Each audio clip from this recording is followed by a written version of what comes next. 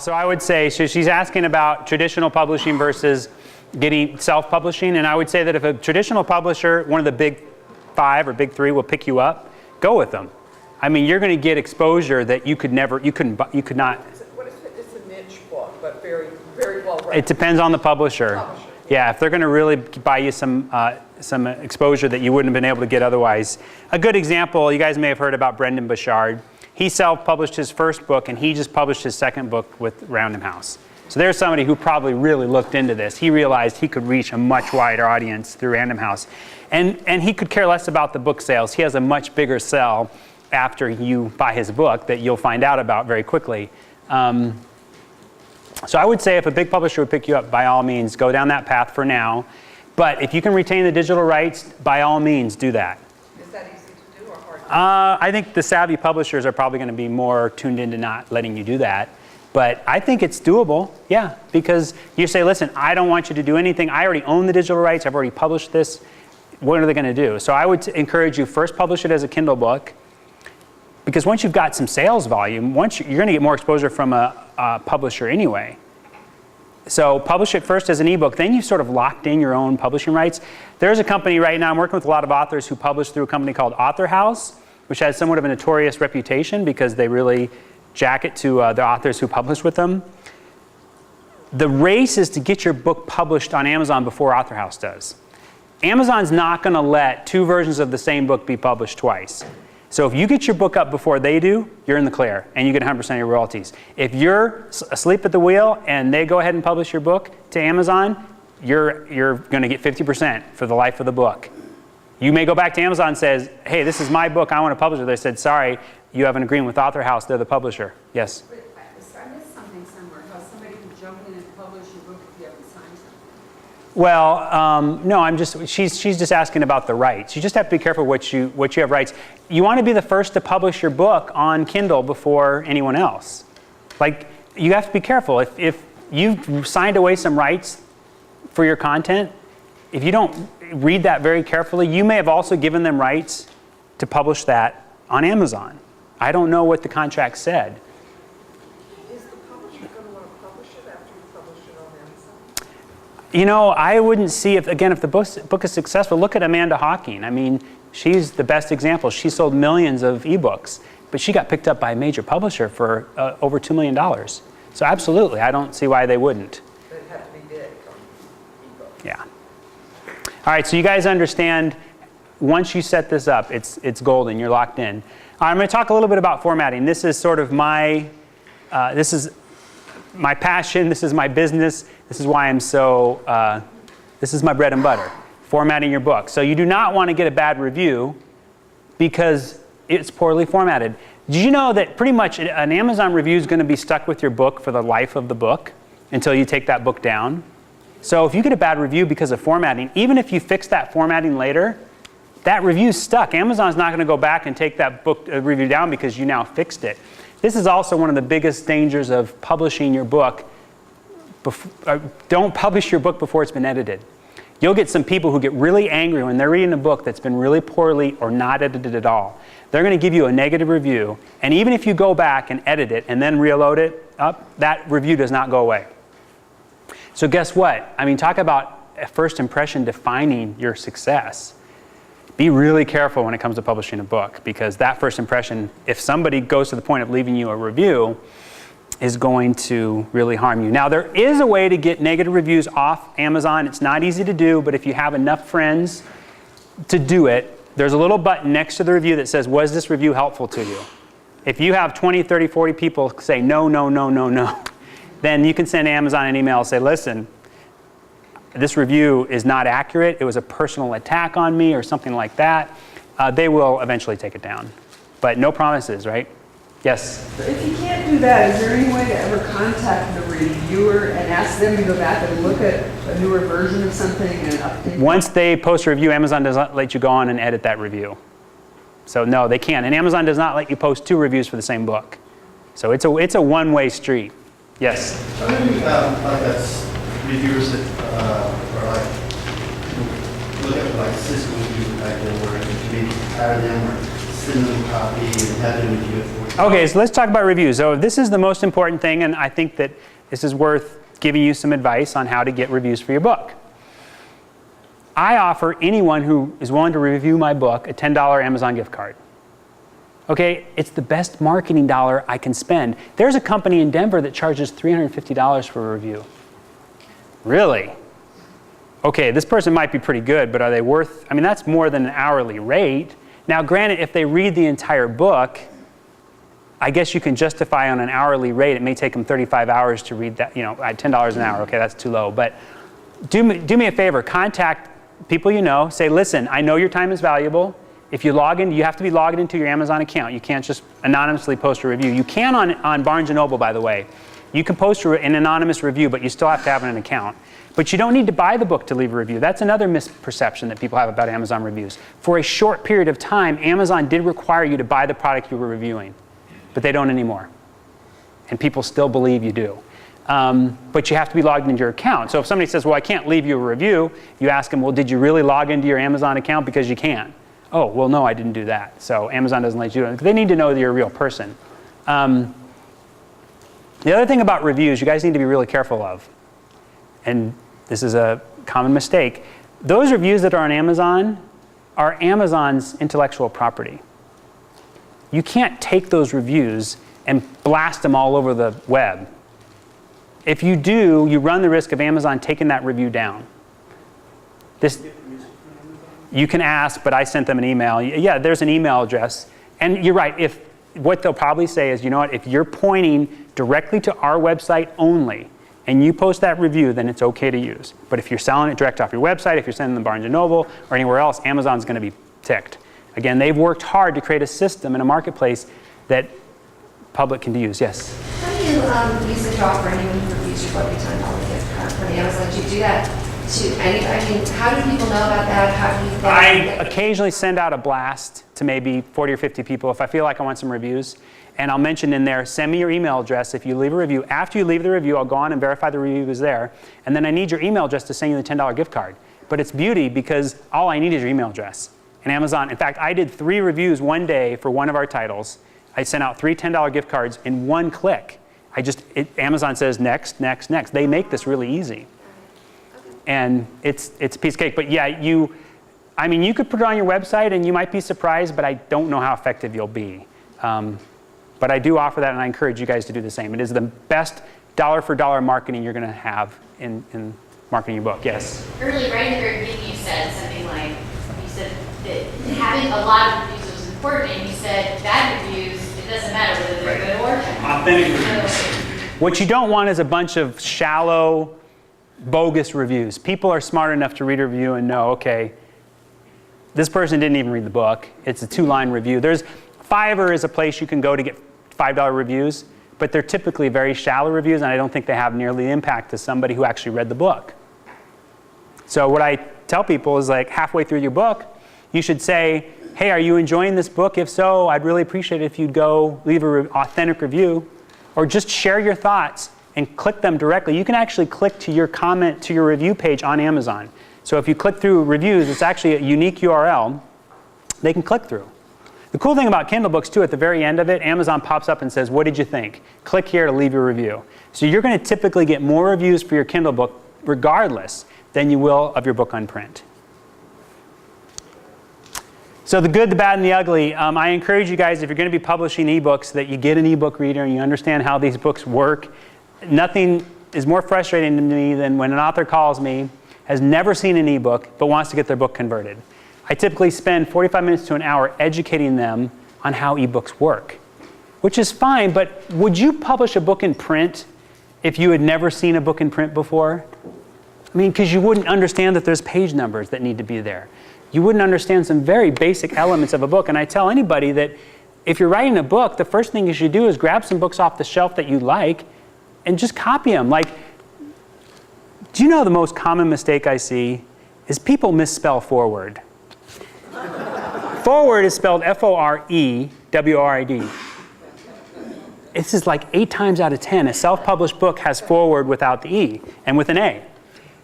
That's usually a huge red flag. This is a self-published book. This is a person's first book. So just grab a book off the shelf and emulate it.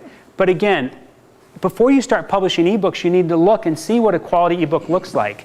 And then make sure that you come to somebody like me or do it yourself and you emulate the same thing. Like, you're not supposed to have page numbers in an ebook, people. This table of contents has page numbers. This is wrong. This is a bulleted list. I don't know if you can see it, or numbered list, but the numbers aren't even corresponding with the line. This is what happens when you just upload a Word or PDF file that you don't know what you're doing. And unfortunately, Amazon lets you do this. I wish they didn't, because this is the kind of results you get. On the flip side, when you format it correctly, you're going to have everything where it's supposed to be. You have table of contents clearly identified. You've got the cover, the beginning. I mean, I read an ebook, I want to see that those buttons are active. When those are grayed out, it means that the author didn't set it up correctly. So if I want to find the table of contents, I have to thumb through every single page. And if I'm on page 200 and I want to go back to the table of contents, game over. I won't do it. So this should all be set up properly. So when I first got into publishing with this book, I paid somebody about $1,500 to lay this book out in InDesign for me. Right? When you take a book through print, InDesign is the norm. I didn't know a thing about InDesign. So I paid her $1,500 and she sent me back the file. And then I asked her to also send me the InDesign file. Well, I used that same InDesign file for the next 25 books. Right? I had a template. Why would I reinvent the wheel every time? And why would I pay? I can't afford to pay $1,500. Now, I will pay her something to lay out the book, but I know that she's already worked on the template and had everything the way I want it. So I just have her use that. So that's really what this is. And I'm going to show you guys how to do a lot of this stuff yourself. But why did I think there'd be value in a product like this is because it's exactly how I got into this. I found a template. Now, the cool thing about this tool is the template is both for print and ebook. Now, I don't use InDesign anymore. I still own InDesign, but I don't use it because InDesign is not well suited for ebooks. It's a very hard software to navigate through as an ebook goes. So you guys have the opportunity to get this today, and I'll reduce the price. Actually, I'll show you what I'm going to throw in. You got to have a product. I will say I have to be better about throwing this stuff up there. I can only serve so many people. What I found with this is that people can help themselves. It's formatted for 6x9 print on demand, and there is an open office version on it as well. I mentioned that already. The Word edition includes, you'll see me using it. Essentially, it's a hyperlinked table of contents, full support for pictures, tables, all that. And again, this is an option for you guys. In my mind, it's going to save you hours and hours because what I'm going to show you how to do is set up custom styles. If you just want to start from a blank Word document, we're going to get into that. But if you want to use something that essentially already has all that set up, this is going to help you, save you a lot of time. And what does it look like when you upload a book? This is a cool feature you guys are going to learn today. The best compliment I've gotten is that somebody learned more from me about Microsoft Word in 48 hours than they had learned the 10 years prior. Nobody ever showed them a couple tricks that Microsoft does a horrible job of educating their own users. Why is this stuff not on the front of the package? So I'm going to talk to you about something called a document map, which is just when you see it in action, you'll be like, wow, I wish somebody would have told me about that. But in order for the document map to work, you have to understand how styles work. So we're going to talk about that. Again, all this is going to be in your navigation bar where it's supposed to be. And pictures are showing up just like they should on, it's just the closest thing I've seen to what you see is what you get solution. Covers. Let's talk briefly about covers because if you spend any money on a book, I believe it should be on the cover. People, trust me, people do judge a book by its cover, especially in the world of ebooks. All they see is that thumbnail. You don't even get the opportunity for them to maybe see that, when you walk into a bookstore today, the books in those bookstores are works of art. I'm always blown away at how beautiful they are. In the world of ebooks, they don't stand a chance because you don't get to see that, right? A hardcover book has no value over a softcover book in the world of ebooks. It's an equal playing field. So the only thing you guys have to stand out amongst the competition is your title and your cover, at least to get that initial attention of the potential buyer, right? I talked briefly about how quick of a return on investment ebooks represent. When you price your book between $2.99 and $9.99, you get 70%. Your upfront costs are minimal and your revisions are free. Now, the problem with print on demand still is that when you revise your book, you have to pay a setup fee to get your book set up again when there's changes. But in the world of ebooks, you simply upload a new version. This is why in the world of ebooks, ISBN numbers don't matter. There's no reason for ISBNs, because the reason ISBNs exist is that if you want to buy, the third edition of this book, how do you know that it's the third edition? It's the ISBN is different on the third edition. That's how the bookstore knows that they're getting the third edition, because they all look the same, right? Occasionally you'll see third edition.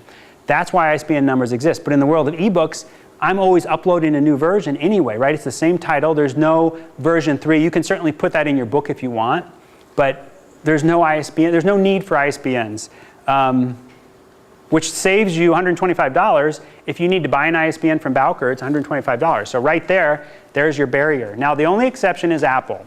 Apple does require a unique ISBN for ebooks. I believe they do that to vet the authors who are publishing on Apple. They do not want the kind of junk that is on Amazon. They're, very much, we only actually publish really books. Our books are real because they have ISBNs, but it has to be unique. So there's a barrier that if some author is willing to spend $125 on their own ebook, then Apple figures, well, obviously it's a good enough book. The author's willing to put $125 of their own money. Royalties are paid for life on ebooks, so they're going to outlive you and me. It's kind of a phenomenal concept when you realize that once your book's been published as an ebook, it's there forever. There's no incentive for Amazon to ever take it down, and it's going to pay royalties forever. So make sure that that bank account that you have set up that royalties are going into is accessible to your survivors or in your will or something, because it's going to pay. You never know when your book is going to become extremely relevant, right? Maybe 20 years after you die. In fact, I'd say that right after you die, you'll probably see a little bump in sales. So it may be a good case for faking your own death.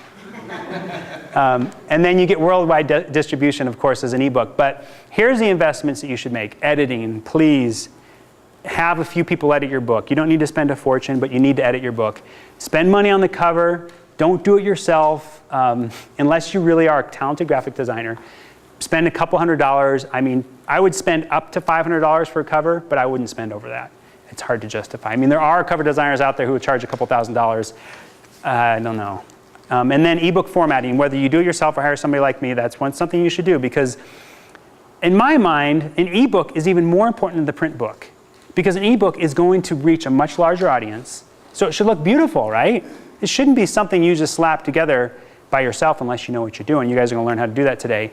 But a print book, again, I can't justify spending two grand on this or $1,500 because I'm not going to sell as many books as I do ebooks. So why would I spend all that money unless there's some personal pride that I have to spend a lot of money to get this produced? Yes. Yes, they are out there. I will say that there's a lot more. I get calls from editors every week, and I'm like, I realize there's a lot of you out there. I don't need that many editors.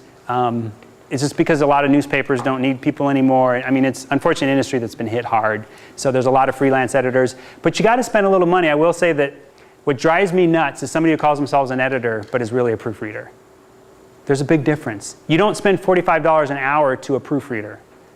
And I've had people that worked for me who were nothing but proofreaders, but who's to say what determines an editor? There's no certificate that you passed a test that you somehow, I mean there are, but not that many of us would know how to ask for those credentials.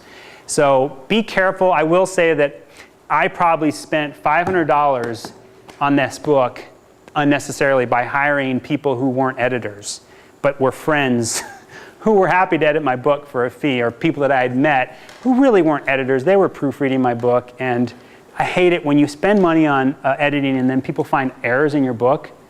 I want to go back to the editor and said, you need to pay me back because you didn't do your job, because I'm getting emails that there's editing issues with it.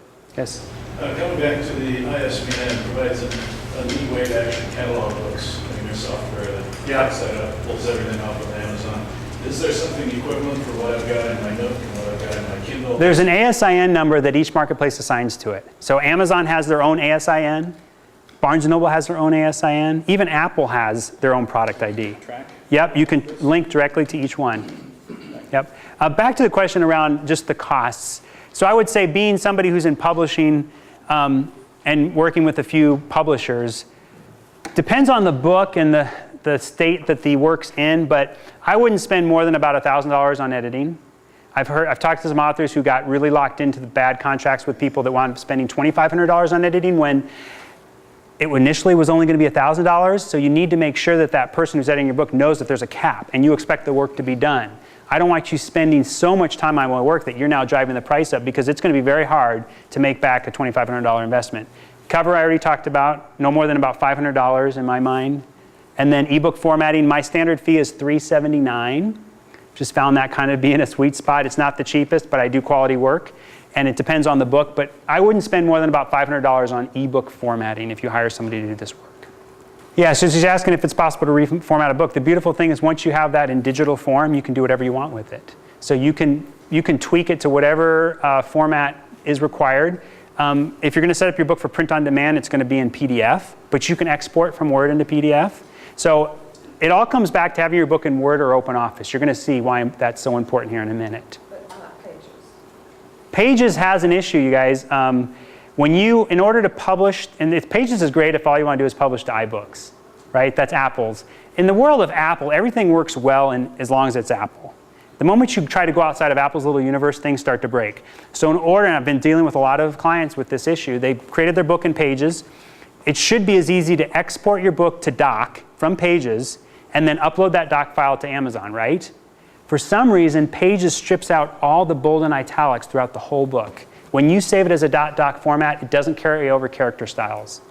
Character styles are bold, underline, italics. Paragraph styles is actually how the book lays out, which is it's okay in Pages to do it that way. But you're creating one additional step. Unfortunately, I have not found a way to take that EPUB file from Pages and successfully get that up to Amazon. I haven't done a lot of testing. You sort of pick your tool of choice, right, and you become good at it. And I'm not saying that Pages won't do the job for you, but I will say that it's going to look a lot better on iBooks than it's going to look on Kindle. And remember, if Kindle is where the majority of your market is, I'm not sure why you would want to optimize it around anything else. All right, let me move on, you guys. We'll come back to questions. The successful sales page. Now, why not learn from the company that does this better than anyone else? And that's Amazon. They spent millions of dollars, you guys, perfecting a sales page. So there's 7 elements which I talk about, and I took these right from Amazon. So number 1, you've got the title and the cover of the book right here. Number 2, you've got the buy button, and Amazon's done a lot of research to find out that this color seems to get more clicks than other colors. I think to avoid the red button, because usually red means bad, so you're actually going to probably lose sales if you use a red button. 3, reviews. Very important that you have reviews down here of your book. Preview. Drives me nuts when I see people have their books up there with no preview ability.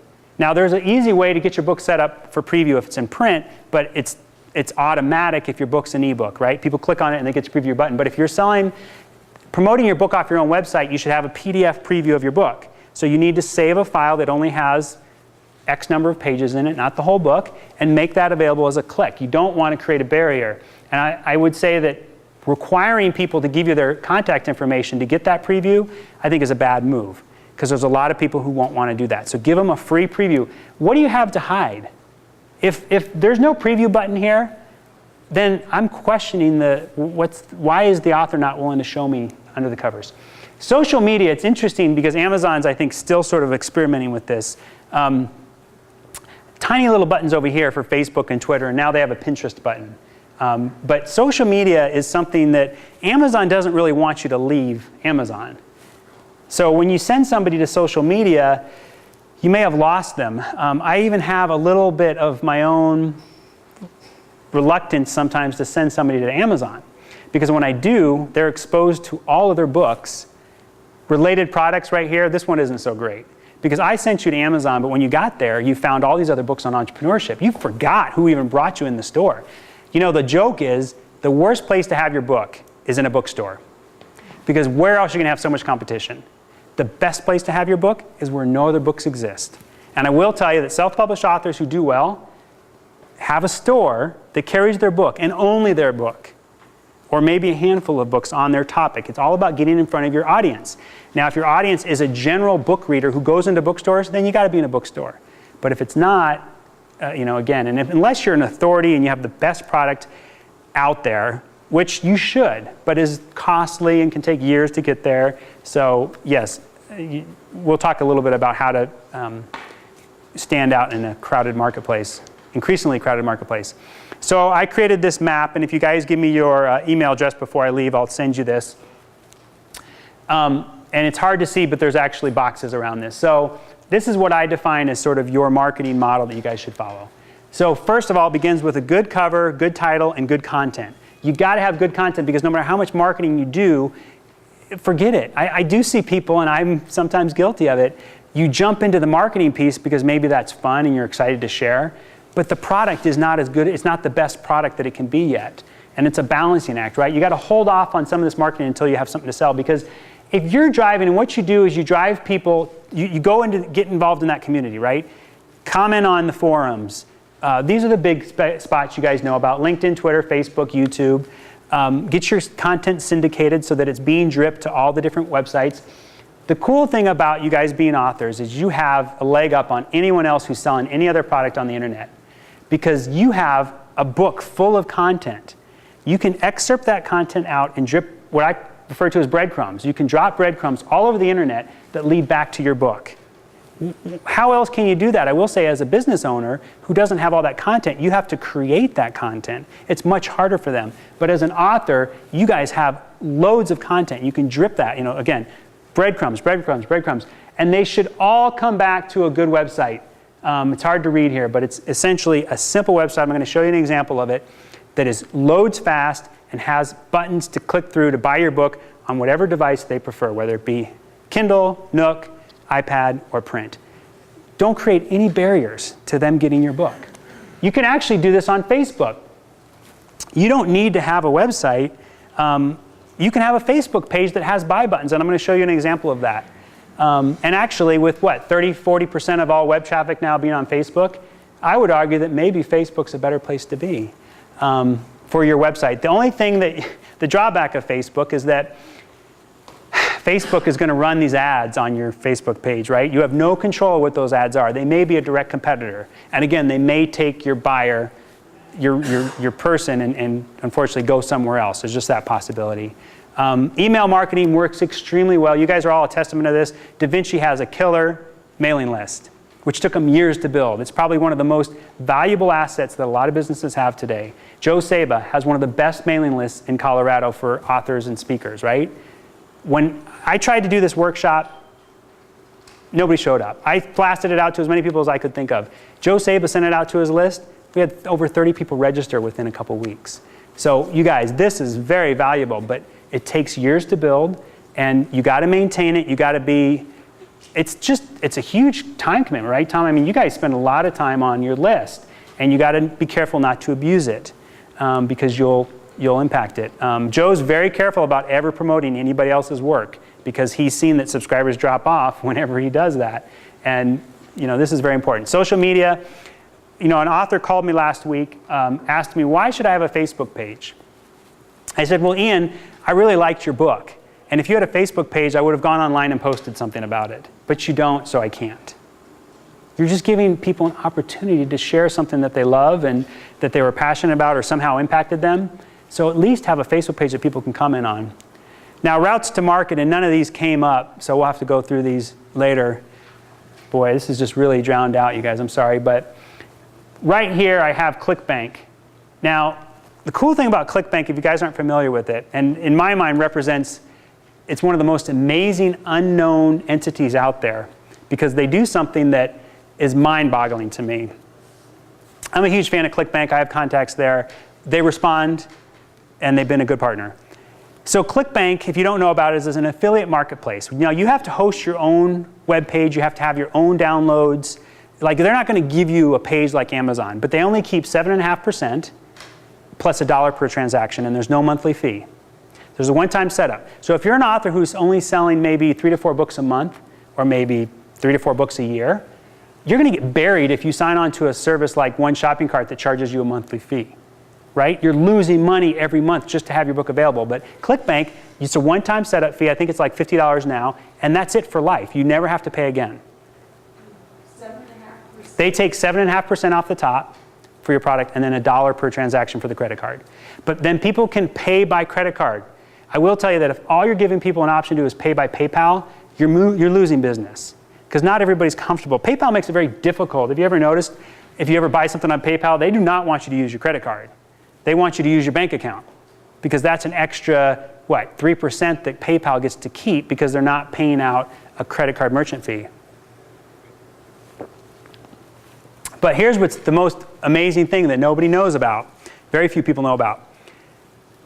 So the way I set up an author page for one of my authors, because I want this all on autopilot, and I will say that when you run your business, you should create systems that run themselves. What is it, that song by Jimmy Buffett? It wouldn't change a thing if I was gone. That should be your mantra. If I'm not there doing anything, it doesn't matter, it doesn't change a thing. So here's what I do. I set up the sales page, and I set up what they call a joint venture agreement through ClickBank. I have the author set up a ClickBank account. I already have a ClickBank account. And what affiliates do, affiliates essentially are the people who drive traffic to your website and get paid a commission. They're your retailer, right? You're paying Amazon, in a Kindle books, 30%.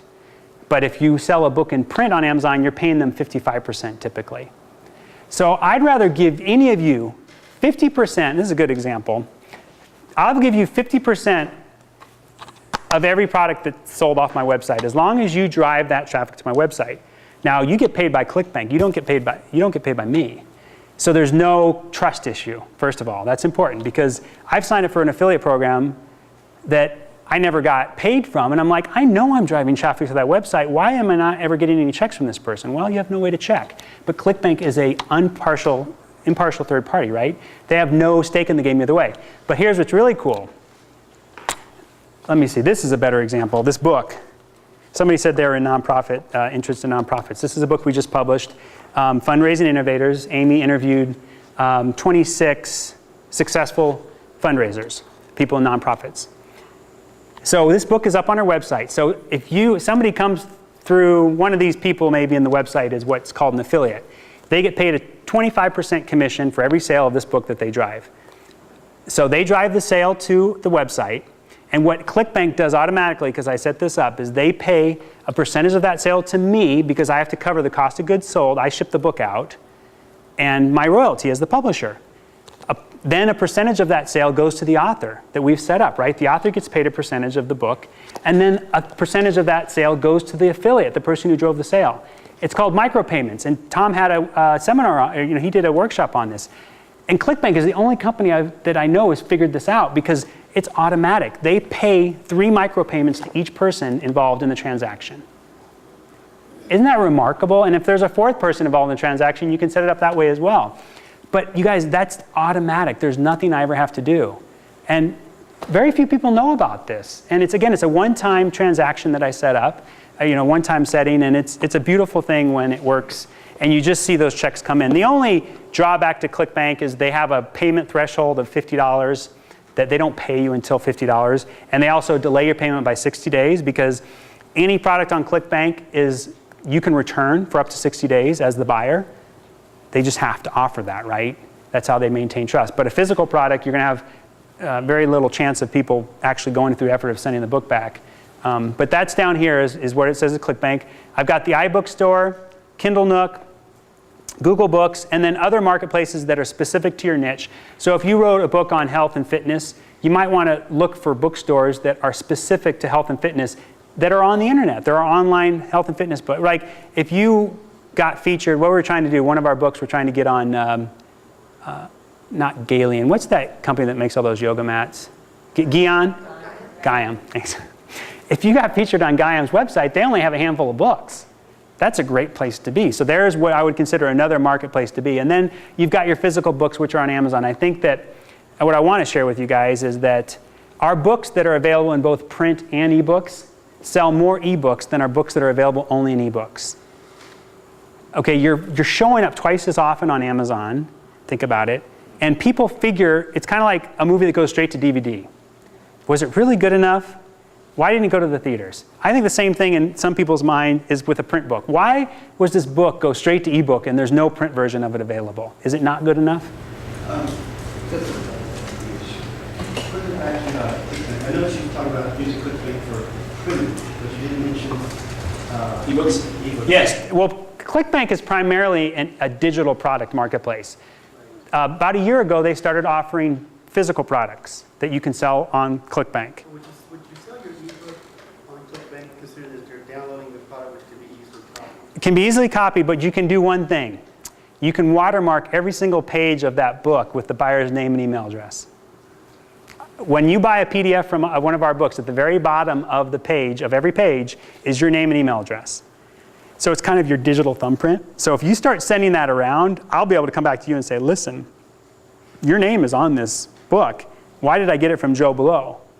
And I'm now actually going to invoice you for the cost of this book, because that's what Joe Saba does. If you get his list, his resource, and he finds out that you gave it to someone else, he'll just send you an invoice. Says, apparently you didn't understand that this was not to be shared with other people, and that's fine that you shared it, but I'm also going to get paid for it because you did that. So there's services out there that allow you to do that. So there is a monthly, so here's the only drawback. In order to do that watermark, it's a monthly fee. So you either need to, that creates one barrier. Now some people figure, okay, I don't really mind if my book is out there. The thing is, when I get something for free, I don't value it nearly as much as if I bought it, right? If I bought it, I'm going to read it. I can tell you, I've gotten a lot of PDF books for free, and I don't read them. The ones I read are the ones that I actually bought. So that's one way to think about it, is it's not necessarily a sale that you lost. It's a sale you would have never had otherwise. And I will say, in the world of Napster and YouTube, there's a lot of artists out there who would have never been discovered had not people shared what they did with the whole world, right? It's one way to be found. And if you have a decent consulting that backs up your book, you may want to put it out there in as many ways as possible. I know some authors who will upload their own books to BitTorrent because they want to get found. But I will say that hopefully you've got something else very easily sellable to someone else if you're going to give away your thing for free. The thing I've seen recently with internet marketing, have you seen all these $7 products that are floating around? Like you can get these tutorials for $7. If you've purchased one, all they are is a sales pitch for their $49 or $97 or $200 product. And in fact, they don't even care if you paid for it. In fact, most of those $7 products aren't even secure download pages. So I could send you the links, and I did this to my own authors, to products that I purchased $7 for. And the authors, the people who created those products, could care less because it's simply a pitch for something else that they sell. But yeah, I mean, it's an added cost. So a lot of authors hire me to convert their book, and a few months go by and they earn some of their money back, and they say, you know, Brian, can you help me take it to print? And you know, that's what we do now, is we take that same file, and now I'm helping you set this up for print very cost effectively. And I do it in Word. And here's why I do it in Word, is because if I do it in InDesign and I send you that file, you're stuck with it, right? You're stuck with the file as it exists. But if I send you that file in Word, if you need to make changes 6 months down the road, you can do that. You need to go out and buy InDesign and get all the fonts that I've installed. I hate it because it removes control of that content from the author. When you do it in any kind of proprietary format, I mean, that's, I guess, the sad fact of Photoshop, right? You hire a graphic designer to create something for you in Photoshop. If you want to make changes to it in the future, first of all, be sure you got the Photoshop file. But second of all, you know, good luck. Did you buy the $500 software to make the changes? You got to find someone else. So I try to put it into tools and encourage all of you to keep it in something that is changeable, editable, so that you can do that. If you hire anyone to do the work, say, am I going to get a Word file? If they say, well, no, you're not. Okay, then just understand that it may look beautiful, but you can't make any changes. And it drives you nuts when you find that one typo, and you got to pay $75 to have him go in and change that one word, because his time is valuable, right? Anytime you open a file, it's kind of like opening a can of worms. You know, the potential of a problem occurring. It's like opening the hood on a car. You got to be careful and know what you're doing. What's that fifth one next to YouTube? This is RSS, what's called syndication. So Tom's website is a good example. You can get an RSS feed of his blog, which I'm sure a lot of people have grabbed, and you can essentially syndicate your content in more places than you'll ever know, which is good and bad. But I think for the most part, the good outweighs the bad. Just make sure in your content that you have links back to your website. Because there's a lot of people who kind of scrape RSS content and build websites based on that. So you could say, well, are plagiarizing? Well, no, they're actually just taking a feed of your content. They're not taking your content. So if they're taking a feed of all of your work, are you including in that feed links back to your website, something that's going to make it worthwhile for you to create that? Yes? In terms of the affiliate program, can you simultaneously use Amazon's affiliate platform? Yeah. Mm-hmm. I'll show you an example of how people are using Pinterest to do, right now, affiliate marketing until Pinterest shuts them down. You know, Facebook, unfortunately, if you try to do affiliate marketing on Facebook, they block those links for the most part. And unfortunately, I don't think ClickBank's worked out the bugs yet. But right now, if you click through on a ClickBank link on Facebook, you typically get a message from Facebook that says, we don't trust the site, proceed with caution, which you've created a problem there. It goes back to Facebook is free. Okay, you're out of control. You have no control over ultimately what Facebook decides to do. So there's some risk with, you save money up front, but it may be painful later to change. Okay. So here's just the 7 secrets to recap, because that map was actually pretty bad. I apologize. It was just really drowned out. Just to recap, these are the 7 things I want you guys to remember. Pick a reachable niche. I'm going to show you some tools to do that. I've already talked about that. Invest in a good cover. Publish to the major marketplaces. Be where the buyers are. Build an effective website and Facebook page. I'll show you examples of that in a second. Become skilled at online marketing. It's one of those things, the more you do it, the more you're just going to get better at it. But you got to get out there and start doing it. Set up your physical fulfillment on autopilot. Even if you do have a book in print and you've got a garage full of them, if it's not set up on print on demand, you're likely creating a barrier again to somebody across the world getting your book. Build out partner network and seek joint ventures. This guy, go back to Brendan Bouchard, who came out of nowhere and had a best-selling book. It was because of his joint ventures and partners. People like Jack Canfield, who promoted the heck out of this guy, right? So if Tom were to send out something about a product that I sell, he's going to reach 10,000 new people. So the key to being successful with ClickBank is finding joint venture partners, people who will promote your stuff for a percentage of each sale. Just putting it up on ClickBank will give you an e-commerce cart, but nothing else. You still have to actively go out and find these people. And email marketing, again, is very effective. I will tell you from firsthand experience, it's just very difficult. Will I get all of your email addresses here? Maybe, maybe not. Will I actually effectively market to you? Maybe, maybe not. I would say on the not. I have probably 300 or 400 email addresses, but a lot of them I haven't even sent an email to in years. I mean, I just don't actively do any email marketing because it takes time and energy. You may want to look at hiring a company. I suppose there's some good companies that would do this for you, but it's very important. Back just to the page right before that? Oh, no, after that.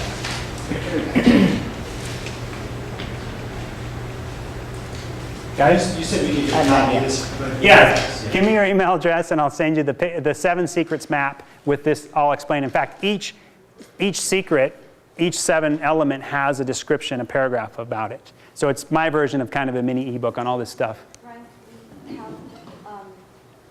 send us all your slides? Yeah, I don't think there's anything in here. It may be slightly a few things pulled out. I will say, actually, this one slide, I'm not going to go all the way back to it. That slide where I showed you my sales numbers, I have to pull out. It turns out that Amazon, in your terms of service with them, you agree not to share some of the stuff I've shared. They do not want you to believe that you're going to necessarily do that well or that poorly as me, right? I don't represent the company, so they're very specific about it. So I will pull out some things like that. All right, so what does an effective website look like? And I would say, is this page is as successful as the traffic I send to it. So it's not like you just put this up and all of a sudden it's done. So in a real simple manner, I've got the free preview button, right? I'm giving you a quick preview. This is the book I did on professional speakers, where I interviewed all these people who are professional speakers, a lot of who you probably recognize. One click takes you to my book on Amazon. It takes you straight to my book. Don't just send them to Amazon.com. You got to send them to your book. Then, all right, you have a Kindle, click here. You have a Nook, click here. You have an iPad, click here. Right? I've eliminated any barrier. You get this book however you want it, whatever your preference is. I do have a link to my Facebook page. You maybe have reviews, a link there for affiliates, people who want to market my book. This is it. These are the simple things that I was talking about, and keeping it simple. This page should load extremely fast. I'm becoming more and more of a fan of what they call low overhead WordPress sites that load quickly. I would even say that it would be worth hiring somebody to build a static web page like this for you, because I don't have to go in and change anything. This is done. And that's important. The problem when you create a blog is you're now creating work for yourself that you likely don't have time to actually do. That's probably the biggest problem with Facebook. You can't just put a Facebook page up there. You got to actually post to it. You got to recruit people to join your Facebook page. So this kind of a web page, though, again, this is what I call a sales page, is essentially done. So you could have somebody just build this for you, and there's companies out there that'll do it for $100. Again, you're just talking about them building a static web page. It doesn't allow you to do any changes to it. Of course, WordPress is what I use, and I have a theme that helps you do this. Facebook, again, here's the buy buttons. You can put this right on Facebook. Have somebody, again, it doesn't need to cost you a lot, but we even have a video on here for Don. And this has been a great source for him for traffic because more people are here. I will tell you personally, the majority of my traffic comes from YouTube. Get videos up on YouTube. It's the #2 search engine. So #1 is Google, #2 is YouTube, #3 is Twitter. And I heard #4 now is Pinterest. You know, the 4th position is Pinterest, Facebook, Bing, all these other search engines. But again, the top 3 that you need to know about are Google, YouTube, and Twitter. That's actually where more people search than anywhere else. So this is just a recap of the things that have worked for us as 50 interviews. Again, get your book featured on a high traffic website. The biggest sales day we ever had was when one of our authors got featured on finance.yahoo.com. It was Nick Tart who wrote Young Entrepreneurs. And that is a top 5 web property. Means it has the top 5 of all web traffic. And we had an explosion in sales when they got written up there. So get featured. Part of the marketing strategy, if you can afford it, and pay experts as necessary to try to get you featured on different. Yeah, they picked it up. Yeah, they picked up the article from another media outlet that had picked it up. So he got bumped up. And the same thing happened with one of my clients who wrote the book, A Fisherman's Language, or helped her grandfather publish it. So that's the book with a 98-year-old man who learned to read and write at 96 and then wrote his first book at 98. They got picked up, this little small town newspaper picked up the article, and it just went from there. These people have done no active marketing. Everybody's come to them because it's such an amazing story. They got in People magazine. The first month that they were on Amazon Kindle, they cleared over $4 grand because they were everywhere. I mean, everybody was hungry to find more about this book, and we made it available as a Kindle book, extremely low cost. It was like a top, 100 book for a short period of time on Amazon. Yes? Audiobooks? I haven't had a good experience yet. We did spend a lot of money, because audiobook, the production cost. In fact, I tell people this. Your investment in creating content that you can sell, the lowest cost is going to be an ebook for obvious reasons. Next is a print book. Next is an audiobook. And next is video. Each time you go up, the cost goes up. So it's going to cost you a couple grand to produce a quality audio product. The problem with audio products is there's no marketplace for it that you can reach. Audible doesn't let you publish. And Audible has like 80% of the market. iTunes, they'll let you publish a podcast, but you can't charge a lot for it, or people expect it for free. Amazon, you can publish MP3s, but you can't charge more than 99 cents for them. So right now, there's no marketplace that I can tell you as soon as you finish it, you can get it out there. There is a company, hopefully I can tell you soon that we have success there. But the problem is to produce a quality audio product that competes with the big publishers is cost prohibitive for most of us. There's probably 10 grand of production value that goes into good audiobooks. And the problem is there's no room for mistakes, right? A book, ebook is a lot. You can make more mistakes and people aren't going to see it. In audio, there's less room for mistakes. There's less people who have that expertise. And then video, you're fully exposed, right? No mistakes in video, which is why the production cost. What is it? They say an hour of production time for every minute of video. So a 5-minute video is going to have 5 hours of production time. When somebody who actually knows what they're doing, right, Steve? 6 hours for each audio, 1 minute of audio or video. It's just very time consuming. Get people featured in your book. I will say that a lot of our marketing from these books feeds on the people who are in the book, like Tom, who talks a lot about this when he goes and speaks, right? He would have never mentioned it had he not been in the book, even if he loved it. It's just that he's part of it. That even goes to far as people who give you endorsements about your book, you put it in the book. And all of a sudden, their name's in print. Even though that's just that one little quote, they're like proud of it. They buy a book, they buy 5 books. Look, I'm in this book. Even though they just gave you one little line, it's amazing. Amazon reviews, we've talked a lot about that. And then do as much public speaking as you can. This is consistent with a lot of business owners I've talked to and people who, successful authors, is they're out there. They're speaking. They're just creating as much buzz about what they can do. Speaking is great because you get an opportunity to kind of show yourself in a safe environment. It's not like the sales pitch where there's an elephant in the room, where a lot of, I think, the problem with people who struggle in speaking, and Tom can relate to this, is you've got to sell a product more often than not to justify the time you spend speaking, right? But you got to be very careful about how you do that, because otherwise then it shifts from a talk to a sales pitch, and people just start to go, you start to lose them really quickly. So I'm on the side, I'm horrible at it, of just quickly mentioning something I sell and then moving on. There's people out there who do it extremely well, but it's always, I personally get turned off when somebody starts pitching their stuff, so I try not to do it. Yes? Does Amazon also offer publishers, authors, a suite of marketing products, like pay as you go, place your book next to another book that's maybe selling? I think they were doing that for a while. So his question was, does Amazon offer any marketing services to authors and publishers to promote their book? There was a time, I haven't looked at it in a while, but a couple of years ago, they were offering paid placement where you can say, so-and-so bought your book, also likes this book. And then they took it off, but I think it came back. And it was somewhere around $200. I think what you'll find with Amazon, and I know people up there and I've talked to them enough, is at the end of the day, their loyalty is to the buyer, to the person who buys from Amazon.com. That is where all their loyalty is. And I'm not sure what you're talking about is actually in the best interest of the buyer. I do not want people to pay for placement. So if they are still doing it, it's very quiet, right? The thing that drives me, you guys don't know this, you will now. When you walk into Boulder Bookstore or Barnes & Noble, the first books you see, those are paid placements.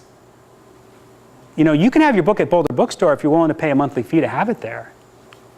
I don't know how I feel about that as a shopper, that the only people who are there are the ones that are paying to be there. So Amazon, they let the buyer dictate. In fact, a lot of people ask me, okay, what is objectionable content that Amazon won't let me publish? And here's my answer, and I know this from firsthand experience. They'll let you publish almost anything, which isn't racist or blatantly pornographic, until somebody tells them to take it down. They let the buyers decide, this book offended me, and I'm not happy about it. And if they get a few emails from people who are unhappy about it, they'll just take it down. So they'll say, sorry, the marketplace dictated that your book was offensive or somehow wrong. But generally, they'll list anything. You heard about that guy out in Grand Junction, right, who had wrote a book on child pedophile, right?